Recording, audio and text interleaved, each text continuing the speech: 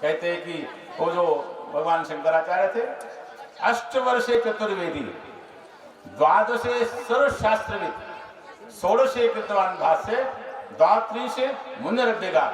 कहने का तात्पर्य है कि वो 8 वर्ष में वो वेदों के ज्ञाता हुए थे, 12 वर्ष में सभी शास्त्र के ज्ञाता हुए थे और 16 वर्ष में उन्होंने भाष्य लिखा और भाष्य लिखने के बाद में संपूर्ण समाज का परिवर्तन कर दिया।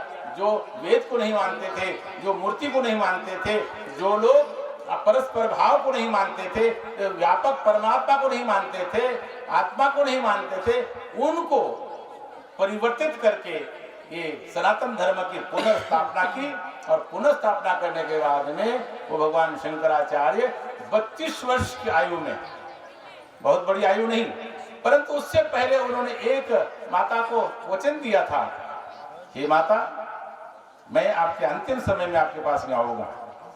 भगवान शंकराचार्य एक दिन ध्यानस्थ थे और ध्यान करते करते उनको लगा कि माँ का अंतिम समय आया है। और उसी समय भगवान शंकराचार्य के पास में बहुत सी सिद्धियां थी और उसी समय वायु मार्ग से, आकाश मार्ग से अपने गांव में गए और वहां पर माँ के पास में जब पहुंचे, माँ रुग्ण अवस्था में बैठी थी और प्रतीक्षा करी थी शंकर आएगा तो मेरा अपना देह छोड़ूंगी।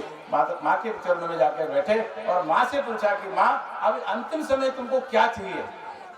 माँ ने कहा कि हे शंकर, मुझे अंतिम समय तो क्या चाहिए?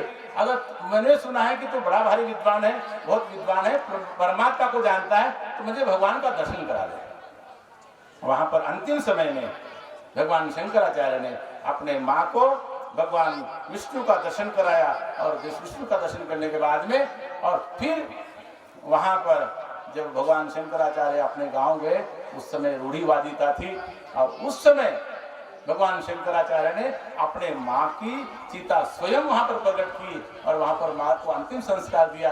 कुछ लोगों ने विरोध भी किया। ऐसे भगवान शंकराचार्य हमारे देश में हुए और उन्होंने संपूर्ण विश्व को एक संदेश दिया,